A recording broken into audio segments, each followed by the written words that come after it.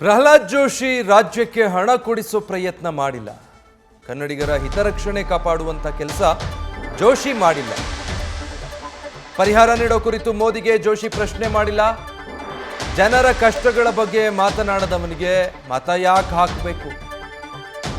CM Siddaramaiah Pralhad Joshi ವಿರುದ್ಧ ಈ ರೀತಿ ಕಿಡಿಕಾರಿದ್ದಾರೆ.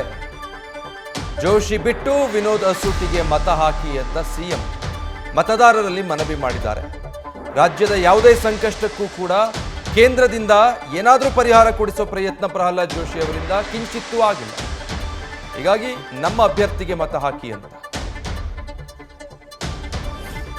ಇಲ್ಲಿಂದ ಗೆದ್ದೋಗಿರ್ತಕ್ಕಂಥ ಲೋಕಸಭಾ ಸದಸ್ಯ ಪ್ರಹ್ಲಾದ್ ಜೋಶಿ ಜೊತೆಗೆ ಕೇಂದ್ರದಲ್ಲಿ ಮಂತ್ರಿ ಕೂಡ ಯಾವತ್ತಾರು ಕೂಡ ಕರ್ನಾಟಕಕ್ಕೆ ಅನ್ಯಾಯ ಆಯಿತು ಅಂತೇಳಿ ಅಥವಾ ಈ ಹಣವನ್ನು ಕೊಡಿಸ್ಲಿಕ್ಕೆ ಪ್ರಯತ್ನ ಮಾಡಿದಾರಾ ಹೇಳಿ ನೀವೇ.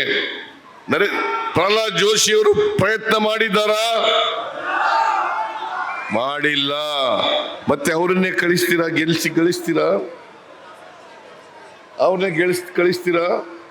4 ಸಾರಿ ಲೋಕಸಭಾ ಸದಸ್ಯರಾಗಿದ್ದಾರೆ. ಕರ್ನಾಟಕದ ಹಿತ ಕಾಪಾಡ್ತಕ್ಕಂಥ ಕೆಲಸವನ್ನು ಅವರು ಮಾಡಿಲ್ಲ.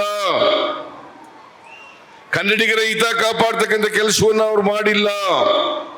ಕಳೆದ ಲೋಕಸಭಾ ಚುನಾವಣೆಯಲ್ಲಿ 25 ಜನ ಭಾರತೀಯ ಜನತಾ ಪಕ್ಷದಿಂದ ಗೆದ್ದೋದ್ರು.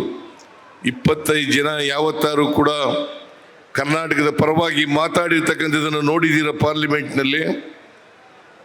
ಇವರನ್ನು ಮತ್ತೆ ಗೆಲ್ಲಿಸ್ತೀರಾ? ಇದು ಇವತ್ತು ಚರ್ಚೆ ಆಗಬೇಕಾಗಿರ್ತಕ್ಕಂಥ ವಿಚಾರ. ನ್ಯೂಸ್ ಫಸ್ಟ್ ನಿರ್ಭೀತಿಯಿಂದ ನಿಮ್ಮ ಪರವಾಗಿ.